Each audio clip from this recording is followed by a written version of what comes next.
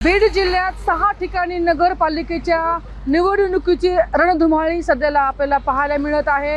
निवडणुकीचा आता मधला टप्पा सुरू झालेला आहे। आता काही दिवसानंतर मतदान आणि नंतर मग निकाल लागणार आहे। मात्र तत्पूर्वी आपण 6 ज्या ठिकाणी निवडणुका होत आहेत नगरपालिकेच्या त्या प्रत्येक ठिकाणी जाऊन आपण लोकांच्या जनतेच्या प्रतिक्रिया घेत आहोत। आज आपण बीडच्या शहरामध्ये उपस्थित आहोत। माझ्या पाठीमागे बघू शकता आपण की सामाजिक न्याय भवन आहे आणि या परिसरामध्ये शहरातील काही नागरिक चहा पिण्याच्या माध्यमातून काम करण्याच्या माध्यमातून या ठिकाणी येत असतात। आपण अशाच ठिकाणी आहोत। या ठिकाणी लोकांच्या काय प्रतिक्रिया आहेत निवडणुकीच्या माध्यमातून ते बघणार आहोत। बीड नगर परिषदेवरती सध्याला पाहायला गेलं तर प्रत्येक पक्ष जो आहे तो वेगवेगळ्या भूमिकेमध्ये या ठिकाणी दिसत आहे। प्रत्येक पक्ष आपापला वेगळा लढत आहे आणि या लढतीमध्ये प्रत्येकाची प्रतिष्ठा जी आहे ते पणाला लागलेली आहे। मात्र नगराध्यक्ष पदासाठी यंदा वर्णी जे आहे ते महिलांची लागलेली आहे आणि महिला नगराध्यक्ष पदासाठी रिंगणात उतरलेल्या आहेत। मग आता जनतेचं कौल कुणाकडे असणार आहे आणि बीडचा विकास झालाय का आपण हे देखील पाहणार आहोत। या ठिकाणी चहाचं स्टॉल आहे आणि चहा पिण्यासाठी काही नागरिक आहेत। तुम्ही शहरातलेच आहात, निवडणुका लागलेल्या आहेत शहरामध्ये नगरपालिकेच्या माध्यमातून। तुम्हाला काय वाटतं की शहराचा विकास झालेला आहे? हे बघा 2021 नंतर जो नगरपालिकेवर प्रशासक नेमण्यात आले त्याच्यानंतर निवडणुका झाल्या नाहीत। महाराष्ट्र सरकारने ज्या निवडणुका आतापर्यंत जे घेण्यात आल्या नव्हत्या प्रशासक नेमले त्याच्यामुळे बीड शहराचा विकास हा खुंटला गेला। आणि सगळ्यात महत्त्वाचं असं ज्यावेळेस 2016 किंवा त्याच्या अगोदर ज्यावेळेस राष्ट्रवादी शरदचंद्र पवार गटाकडे ही नगरपालिका असायची ताब्यामध्ये त्यावेळेस डॉक्टर भारतभूषण क्षीरसागर म्हणून जे नगराध्यक्ष होते त्यांच्या काळामध्ये आणि ते जे त्यांचं विजन होतं विकासाचं ते तिथं त्याच्यानंतर 2021 नंतर हे थांबलं। त्याच्यानंतर त्यांच्या मुलालाही कधी विकासाच्या दृष्टीने कधी विजन नाही, त्यांचा मुलगा सुद्धा करू शकत नाही। आणि त्याच्यानंतर जे प्रशासकांनी जे लक्ष नाही घातलं की बाबा विकासाच्या दृष्टीने बीडमध्ये जे काही व्हायला पाहिजे होतं, आज बरेच बीड शहरामध्ये अशा काही गल्ल्या आहेत, अशा काही कॉलन्या आहेत तिथं की आजही नाली रस्त्याचे प्रश्न प्रलंबित आहेत।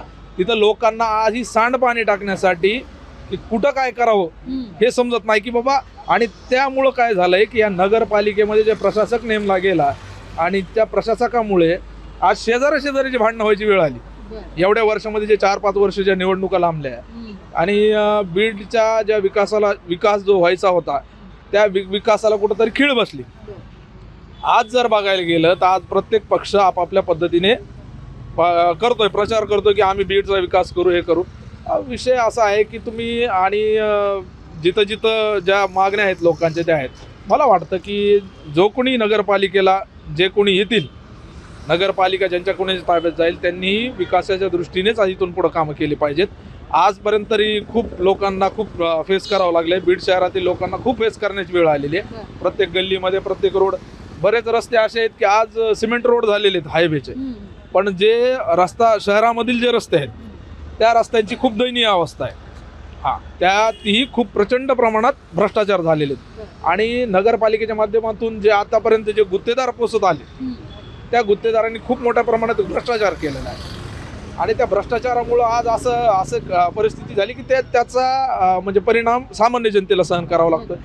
ही परिस्थिती आज ही झाली। त्याच्यामुळं काय वाटतं की येणारा जो नगरपालिकेचा आता निवडणुका होतील त्याच्यानंतर आता माझं ओपिनियन जर विचारलं, मी जर कोणत्या पक्षाकडून असेल किंवा मी कोणत्या पक्षाकडून नाही, कारण मला फक्त उमेदवार असे पाहिजेत किंवा जो कोणी येईल त्यांनी फक्त बीडच्या विकासासाठी प्रयत्न करावेत आणि सामान्य लोकांच्या प्रश्नांना हात घालून ते सोडवण्याचं काम करावं, ही माझी प्रामाणिक इच्छा आहे। नक्की नक्की। आणखी या ठिकाणी काही चहा पिण्यासाठी नागरिक उपस्थित आहेत, आपण त्यांच्या प्रतिक्रिया घेणार आहोत। आपण शहरातच आहात का? प्रतिक्रिया घेण्यासाठी आपण बघूया त्या ठिकाणी थांबता। नगरपालिकेच्या निवडणुका लागलेल्या आहेत, महिला नगराध्यक्षासाठी रिंगणात उतरलेल्या आहेत। जो तो आपल्या पद्धतीने प्रचार करतोय। मात्र पाहायला गेलं तर शहराचा विकास झालेला आहे का? झाला असं तर आपला कोल कुणाकडे असणार आहे? सध्या विकास तर झालेला नाही, कारण की नगरपालिकेच्या निवडणुका 9 वर्ष झाले आणि त्यामध्ये 5 वर्ष झाल्यानंतर 4 वर्ष हे प्रशासकाच्या ताब्यामध्ये होते। प्रशासकाच्या ताब्यात असल्यामुळे त्या ठिकाणी फंडसुद्धा कुठले येत नव्हते आणि जरी वरच्या लेवलला संघटना असली तरी ह्या ठिकाणी कोणीही कोणाला फंड्स दिलेला नाही. त्याच्यामुळंच नगरपालिका विकास झालेला नाही. आता इथून पुढे आता आहेत काही पक्ष, प्रस्थापित पक्ष काय आहेत, इतर पक्ष आहेत. ते आता पक्षाकडे बघूया आता काय नेमकं होतं. तर प्रत्येक आपापली अजेंडा दिलेला प्रत्येकाने जाहीरनामे दिले. तर या जाहीरनाम्यामधून आता बीडमधले जे लोक आहेत, लोकवस्ती आहेत, त्यांचे सर्वेक्षण काय सांगतात त्याच्यावर बघावं लागेल. वरच्या फंड्स कसा येईल ते सुद्धा बघावं लागेल. त्यानुसार आपलं मतदान करावं लागणार या ठिकाणी. आणखी काही या ठिकाणी नागरिक आपण त्यांच्या प्रतिक्रिया घेणार आहोत. काय सांगताय तुम्ही, तुमचा कौल कुणाला असणार आहे? आता यंदा निवडणुकीच्या नगराध्यक्षपदासाठी जे आहेत ते महिला उमेदवार या ठिकाणी उभे आहेत. पक्षांनी आपलं प्रतिष्ठापना लावलेली आहे. विकास झाला आहे का आणि मत कुणाला असेल आपलं? कौल कुणाला असेल? विकास ही अखंड चालणारी प्रक्रिया आहे आणि विकास झाला नाही असंही म्हणता येणार नाही किंवा विकास हा पूर्ण झाला असंही म्हणता येणार नाही. परंतु बीड शहरामध्ये एक असं तरुणींना एक रोजगाराचं जे साधन आहे ते उपलब्ध नाही. बीड शहरामध्ये जी असणारी MIDC आहे ते MIDC जर त्यामध्ये प्रगती झाली असती तर अनेक तरुणांना या ठिकाणी व्यवसाय आणि नोकरीच्या संधी मिळालेल्या असतात. महिलांसाठी नगराध्यक्षपद सुटलेलं आहे.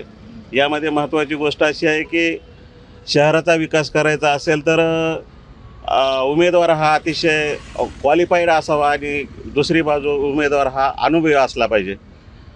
आजच्या काळामध्ये असं दिसतं की वेगवेगळ्या पक्षांनी जे उमेदवार दिलेले आहेत त्याच्यामध्ये क्वालिफिकेशन जर पाहिलं तर क्वालिफिकेशन हे कमी आहे आणि दिलेले जे उमेदवार आहे असे काही उमेदवार आहेत नगराध्यक्षपदासाठी की जे समाजकारणामध्ये कधी नाहीत, राजकारणामध्ये कधी नाहीत किंवा त्यांनी कधी नगरपालिकेचं तोंडच पाहिलेलं नाही. मग त्यांच्याकडे विजन कसं असणार? म्हणून कमीत कमी नगरसेवक असोत किंवा नगराध्यक्ष असोत किमान त्यांना 10-20 वर्षाचा अनुभव असणं गरजेचं आहे. आणि या निवडणुकीच्या अगोदर उमेदवारी फॉर्म भरण्याच्या अगोदर ज्या काही राजकीय घडामोडी झाल्या त्याच्यामध्ये लोकांमध्ये आता असं डेफिनेट लोकांना असं वाटत नाही की हा पक्ष किंवा हा पॅनल निवडून येईल. परंतु सगळ्यांचं एक मत असं आहे की नगराध्यक्ष हा अतिशय अनुभवी असला पाहिजे की जे महिलांना 50% आरक्षण आहे. महिलांसाठी काम करणारा जर असेल तर महिलांच्या काय प्रश्न आहे ते महिलांचे प्रश्नच जर नगराध्यक्षपदाच्या उमेदवाराला जर माहीत नसतील तर महिलांचे ते प्रश्न सोडवू शकणार नाही. आज एक उदाहरण घेतलं तर शहरामध्ये महिलांसाठी कुठेही ज्याला आपण शौचालय म्हणतो की पूर्ण शहरामध्ये पुरुषांसाठी आहे परंतु महिलांसाठी अख्ख्या शहरामध्ये कुठेही नाही. परंतु कल असा स्पष्ट सांगता येईल असं नाही. आणखी या ठिकाणी काही नागरिक आहेत आपण त्यांच्या प्रतिक्रिया घेणार आहोत. काय सांगताय आपण, शहरातले आहात, नगरपालिकेच्या निवडणुका 4 वर्ष उशिरा का होईना पण लागलेल्या आहेत. आपल्याही काही अपेक्षा असणार आहेत की शहर कसं असायला पाहिजे? तुमच्या विचाराप्रमाणे शहर आहे, विकास झालेला आहे तर कसं झालेला आहे आणि नाही तर मग कसं झालेलं आहे? आता सरनी सांगितलं की विकास पूर्ण झाला बी नाही असं म्हणता येते आणि म्हणजे झाला बी नाही आणि थोडा झालं बी असं म्हणजे. तर जे बेसिकली संविधानात्मक जे गोष्टी आहेत जे की संविधानात्मक अशा गोष्टी आहेत की जे तळागाळातले जे लोक सर्वसामान्य काम करणारे कष्टकरी तर त्यांचे जे संविधानात्मक ज्या नगरपालिकेच्या मार्फत ज्या फॅसिलिटी आहेत ते वर्षानुवर्ष दाबण्यात येत आहेत. आणि ज्या बेसिक गोष्टी आहेत की प्रतिनिधी असा असावा की त्याच्या हृदयात करुणा मैत्री असावी सर्व जाती धर्माविषयी. तर असं दिसत नाही आहे बीडमध्ये. कारण कसं आहे की एवढी घाण आहे याच्याकडे नगरपालिका आतापर्यंत पाहिजे तसं काम करीत आलेलं नाही. ठिकठिकाणी घाण आहे, कचरा आहे. आता हे डॉक्टर बाबासाहेब आंबेडकर भवन आहे, इथं बाबासाहेबांनी अख्खा संविधान लिहिलेलं आहे ज्याच्यामुळं आज तळागाळातल्या लोकांचा न्याय भेटला आहे, जीवन जगतायत व्यवस्थितपणे. इथं सुद्धा तुम्हाला गेल्या 4-5 वर्षापासून सगळी घाण आहे इथे. म्हणजे नगरपालिकेचं काम आहे स्वतः इंटरेस्ट घेऊन काम करणं म्हणजे एवढं बेकार परिस्थिती आहे. आणि त्यामुळे माझ्या जे माइंडमध्ये जे नगरसेवक असावा किंवा जे नगराध्यक्ष असावा तो असा असावा की तो सर्व जाती धर्माला धरून चालावा, त्याच्या हृदयात मैत्री करुणा असली पाहिजे. आणि मेन म्हणजे संविधानाविषयी त्याचं अपाट प्रेम असलं पाहिजे. कारण इथं कसं काय व्हायलं आहे की अमुक तबक्याचा नगरसेवक आला की त्यांच्या लोकांचंच ते बघणार, ते दुसऱ्या लोकांना बघणार नाही, तिकडे जाणार नाही. इथं म्हणजे कास्ट फॅक्टर बी चालतोय नगरपालिकेमध्ये. तर माझं असं म्हणणं आहे की समतावादी नगरसेवक असावा आणि संविधानाला पहिलं म्हणजे प्रिफरन्स प्राधान्य देणार असावं. महिला नगर अध्यक्षाला संधी मिळत आहे यंदा, मात्र त्याच्यामध्ये जे 4 रिंगणात उतरलेल्या महिला आहेत त्याच्यापैकी तुम्हाला कोण अशी वाटते की ती या ठिकाणी योग्य असणार आहे? मला हे वाटतं की जे संविधानात्मक ते महिलेला सुटलेलं आहे सीट, तर त्या SCच्या ओरिजिनल महिलेलाच भेटलं पाहिजे. त्या महिलेचा कुणी हिस्सा मारू नये वेगवेगळ्या म्हणजे इलिगल वेनी. तर असं इथं थोडंसं चित्र दिसतंय. आणि जो संविधानाच्या फेवरमध्ये आहे, संविधानाला वाचवण्याचं जे काम करत आहे पक्ष, त्या पक्षाचाच नगराध्यक्ष झाला पाहिजे. तर ते माहिती कोण वाचवायला सध्या संविधान. आणखी काही या ठिकाणी नागरिक आहेत, आपण त्यांच्या प्रतिक्रिया घेणार आहोत. काय सांगताय, तुम्ही शहरातले आहात, तुम्ही शहरामध्ये असल्यामुळं तुम्हाला कसं वाटतं, बीड शहराचा विकास झालेला आहे का नाही झालेला विकास आहे? विकास तर नाही आहे झालेला बीड शहरात, पण तुम्ही महिलाचा प्रश्न मांडला, महिला नगराध्यक्ष पाहिजे म्हणाला ती SCची. तुम्ही बघितलं कालची पत्रकार परिषद झाली, SCची महिला नगराध्यक्षपदासाठी राखीव जागा सुटलेली. ते पत्रकार परिषद चालू असताना तिला पत्रकारांनी प्रश्न विचारला की बीडची मतदान संख्या किती आहे. बाजूला बसलेला निजाम तिच्या कानात सांगतो की 1,80,000. परत तिला पत्रकारांनी प्रश्न विचारला की महिलाची किती संख्या आहे, तिला ते सांगता येणार, ती म्हणती अर्धी लोकसंख्या आहे. मग तुम्ही सांगा असं की मग ह्या उमेदवार असा कसा दिला ह्या राष्ट्रवादीने, अजित पवार गटाने? जनतेच्या हातामध्ये आहे कुणाला निवडून द्यायचं काय नाही, पण विकास झालेला आहे का हा आमचा पहिला मुद्दा आहे. जनतेच्या हातामध्ये आहे. मग जनताने आमच्या 59 जाती आहेत, ज्या SCच्या 59 जातीमधून त्यांनी एक निर्णय घेतलेला आहे की तुतारीला पाठिंबा. आपण पाहू शकतो की या ठिकाणी आणखी काही नागरिक आहेत, आपण त्यांच्या प्रतिक्रिया घेणार आहोत. काय सांगताय काका, तुम्ही काय म्हणताय, तुम्ही सांगा ना, काय कसा आहे जिल्हा? चांगला आहे शहर बरं आहे का? बरं आहे सगळं बरं आहे. निवडणुका सुरू झाल्यात, काय सांगताय, कुणाकडे असणार आता कल एवढा? काय म्हणले? कल कुणाकडे असणार आहे?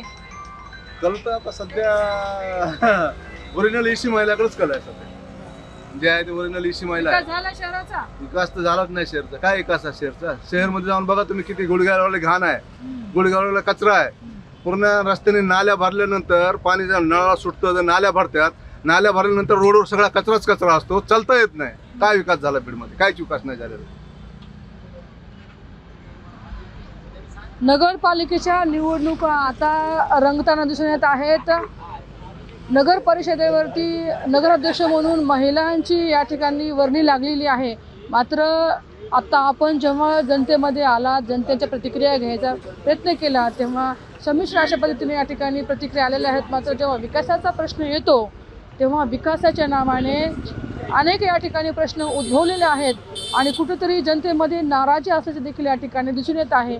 मात्र वर्षानुवर्षे ज्यांच्या ताब्यामध्ये नगर परिषद आहेत, त्यांनी विकास कशा पद्धतीने केला आणि कशा पद्धतीने व्हायला पाहिजे होता, हा देखील या ठिकाणी प्रश्न जे आहे ते जनतेने मांडलेला आहे. महिला नगराध्यक्षाच्या माध्यमातून जेव्हा बोलताना सांगितलेलं आहे की फक्त ज्या पद्धतीने सोडत म्हणून महिलांना आरक्षण सुटलेलं आहे, मात्र ज्या पद्धतीने महिला आरक्षण सुटलेलं आहे त्याच योग्यतेच्या महिला देखील देणं अपेक्षित असं देखील या ठिकाणी म्हटलेलं आहे. मात्र आता पक्षांच्या प्रतिष्ठा ज्या आहेत पणाला लागलेल्या आहेत, नेत्यांच्या प्रतिष्ठा या नगरपालिकेच्या माध्यमातून पणाला लागलेल्या आहेत. 2 तारखेला मतदान आहे, 3 तारखेला निकाल घोषित होणार आहे. मात्र गुलाल कुणाला लागणार आहे आणि बीडची नगर परिषद कुणाच्या ताब्यात येणार आहे हे देखील पाहणं तितकंच महत्त्वाचं असणार आहे. विकासाच्या मुद्द्यावरती यंदाची निवडणूक होते की राजकारणाच्या पक्षाच्या बाजूने कल जातो, हे देखील पाहणं तितकंच महत्त्वाचं असेल. कॅमेरा पर्सन संजीव रायसह सुकेश नाईकवाडे, महाराष्ट्र टाइम्स, बीड.